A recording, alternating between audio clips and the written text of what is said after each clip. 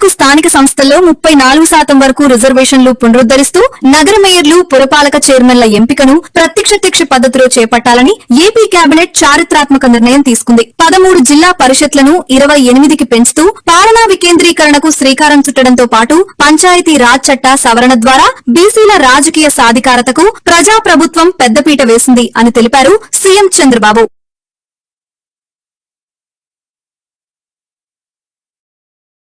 ప్రధానమైన విషయాల్ని ఈరోజు నిర్ణయం చేశారు. బీసీలకు గ్రామీణ స్థానిక సంస్థల్లో 34% రిజర్వేషన్లు చట్టంలో ఏముందో అది కల్పిస్తాం. అది మొదటి నిర్ణయం. పట్టణ స్థానిక సంస్థల్లో 33.33% రిజర్వేషన్ కల్పిస్తాం. ఈ రెండు కూడా చట్టంలో ఉన్నాయి అధ్యక్ష.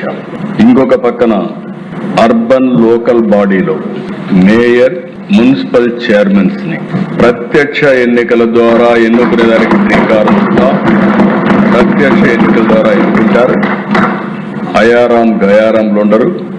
సుస్థిరమైన పాలన, సమర్థవంతమైన పాలన మా కూటమి నిర్ణయం అని చెప్పి ఇంకొకసారి ప్రజలందరికీ విజ్ఞప్తి చేస్తున్నాను. మూడోది, 13 జిల్లాలున్నాయి, జిల్లా పరిషత్తులున్నాయి, 28 జిల్లాలున్నాయి. ఇది కూడా ఒక హిస్టారికల్ నిర్ణయం. రాబోయే ఎన్నికల్లో ఆంధ్రప్రదేశ్ లో 28 జిల్లా ప్రజా పరిషత్తులు వస్తున్నాయి. No back door, no favouritism, no manipulation, only merit, transparency and justice.